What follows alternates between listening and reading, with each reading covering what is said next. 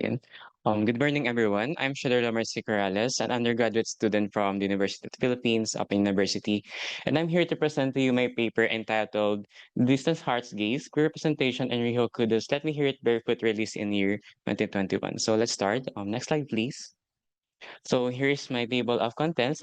Every part within this slide, I will be presenting it later. So next slide, please. So let me give you a little background of the study as well as the film itself. So undoubtedly, Japan has always been a repressed nature for the sexual minorities, particularly their LGBTQ plus community in Japan. And ever since 1950s, the Japanese queer representation has seen a monumental growth within their mainstream media as well as literary works. And while academic scholars denoted what they would call LGBT booms, which is an occurrence or surge of mainstream mainstream queer presence in mainstream media, the LGBTQ plus community remains unseen and ridiculed by their general population. Hence, the mass ignorance of their acknowledgement as well as identity is becoming more alienating and isolating for them. So, with filmmakers reinforcing as well as magnifying their struggles in mainstream media, film festivals became their main space to further amplify their presence as well as visibility in the media. And this is accompanied by their main activist approach to further um, accommodate underground or more of an offshore film festivals to make it seem like they are still accepted, even though this is a defiance from the mainstream media. Then in this paper, I wanted to explore Let Me Hear It Barefoot, which was released in year 2021, to further grasp how the film further explores the queer relationship as well as the intimacy between queer individuals, wherein we have to know how they would translate such ambiguous representation of queer community in the mainstream media as well as in the contemporary age of the society. So here, the film intertwines the matter of identity celebration, queer empowerment, and self-reflection. And just like other Japanese contemporary films that it highlights queer presence, it will become a mouthpiece of their culmination of outgrowing the marginalization of the community. Next slide, please. So for the objectives of the study, the film um, in the paper, I sought to fulfill and respond to the following objectives. First is to describe how the film proliferates queer visibility throughout its runtime of over 2 hours.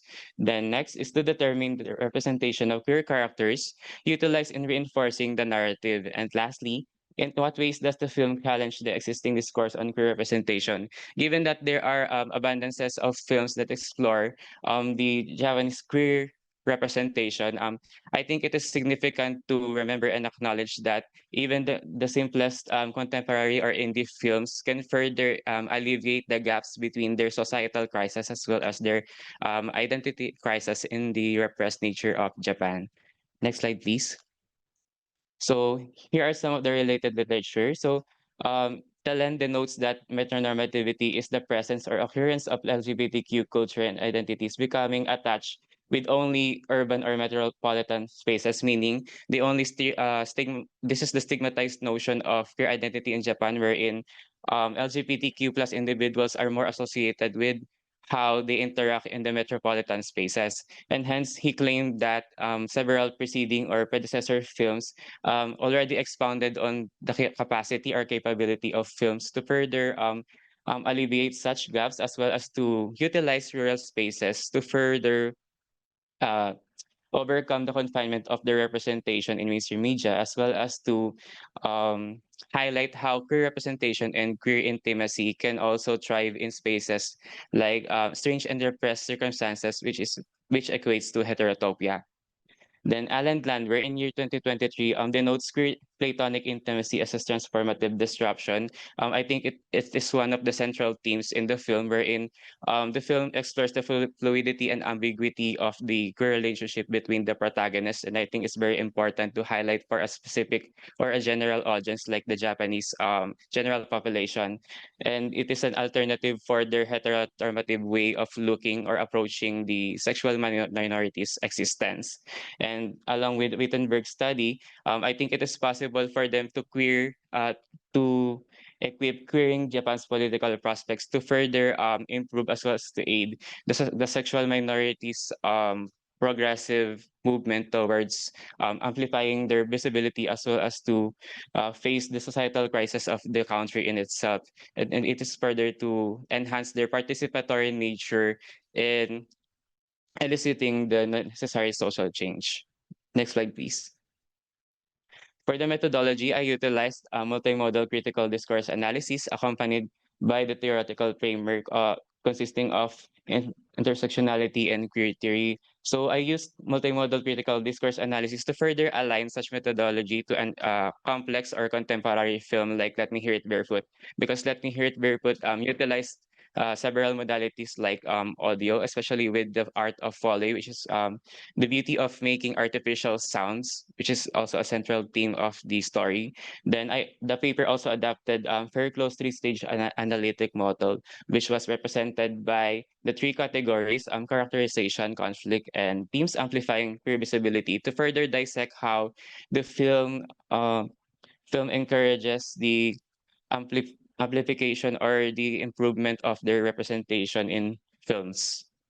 So due to linguistic restraints, I only based the analysis with the dialogue that is present within the film festival release of the movie. Next slide, please. So here are the findings of the study. So first, um, is the table that exhibits the characterization of all the characters in the film. So first is Ari Naomi. So Ari Naomi was the main protagonist in the film, and he was characterized as a quiet, troubled, and sentimental person. So here, generally, he was presented as the most viable and morally gray character in the film because even though he was the most reserved character in the film, he committed several actions that is rooted in much more of an out of character notion, and it was very hazardous for such character uh, for to encompass and also to represent in the media.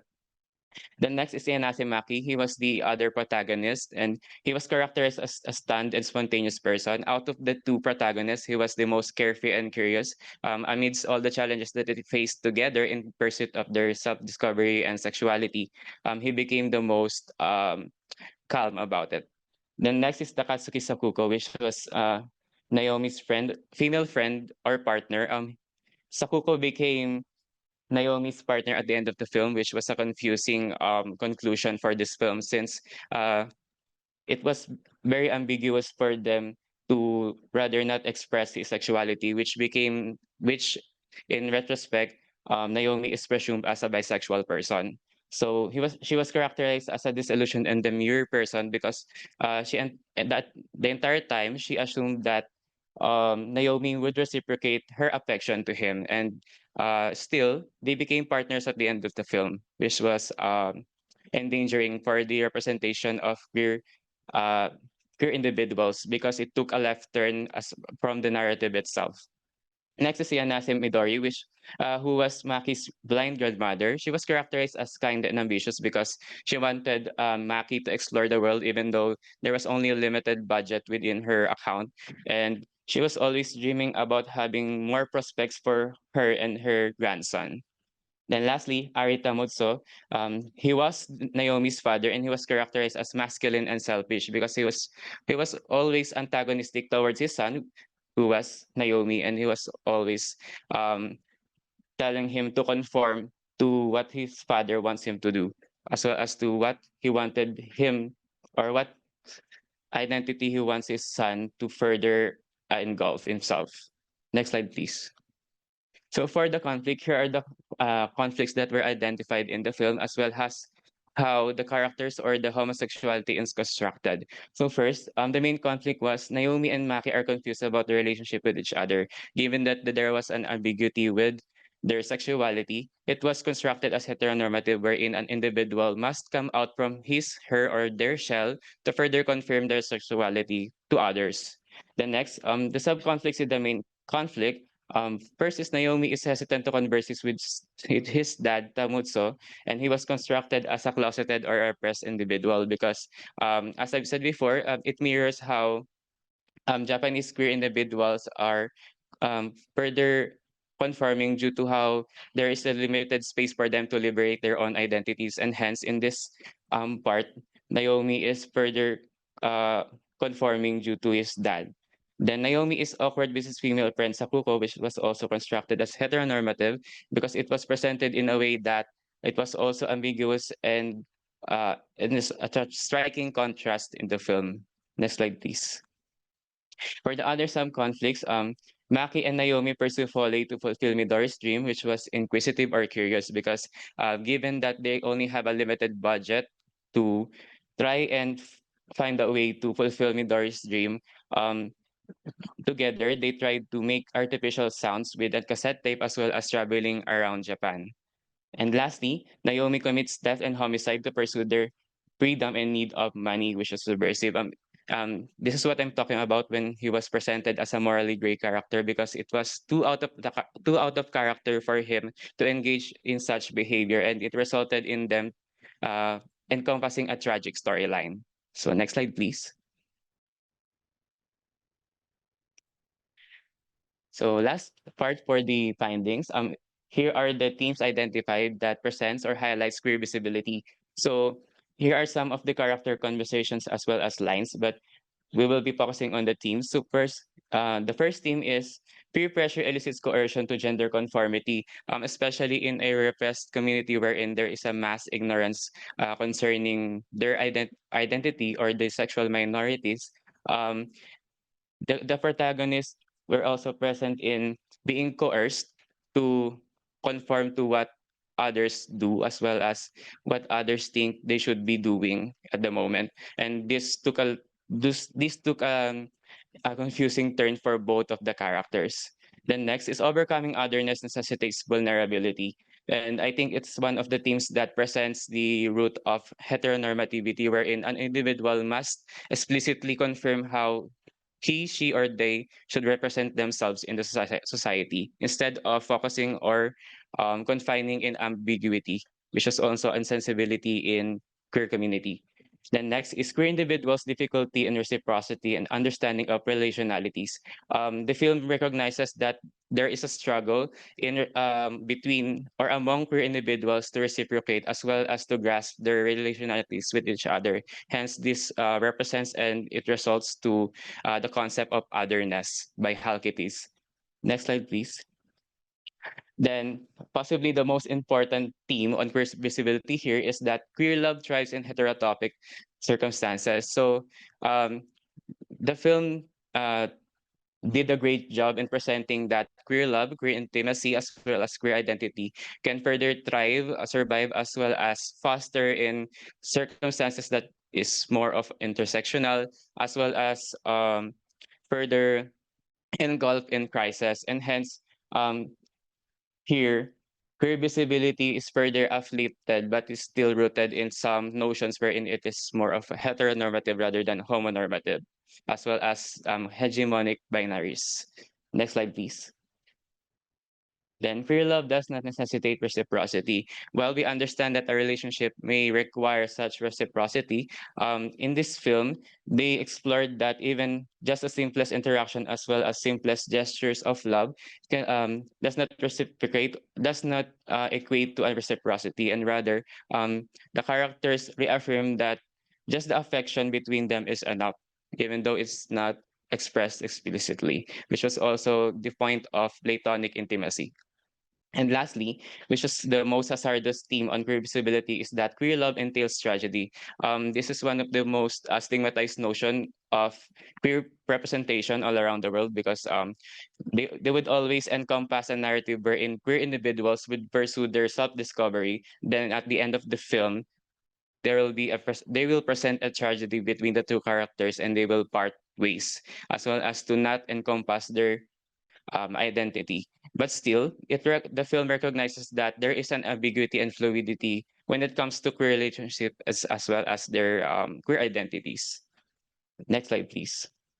So for the conclusion, I conclude that the film can be described as affront and it's disentangling from hegemonic ideologies. I mean, while it while Japan is a repressed landscape for Japanese general population as well as the sexual minorities. And amid their intersectional challenges, which is the familial conflicts, uncertainties, I think the film departed from the concept of heteronormativity, wherein it is not confined within only the urban or metropolitan spaces. It occupied both, as well as is explored uh, the existence of queer relationships in heterotopic circumstances, wherein it's great to acknowledge that queer platonic intimacy as well is further implied to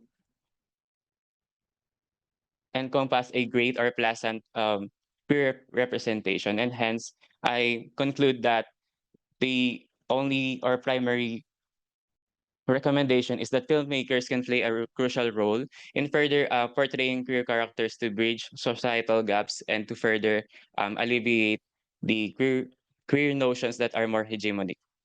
Thank you so much.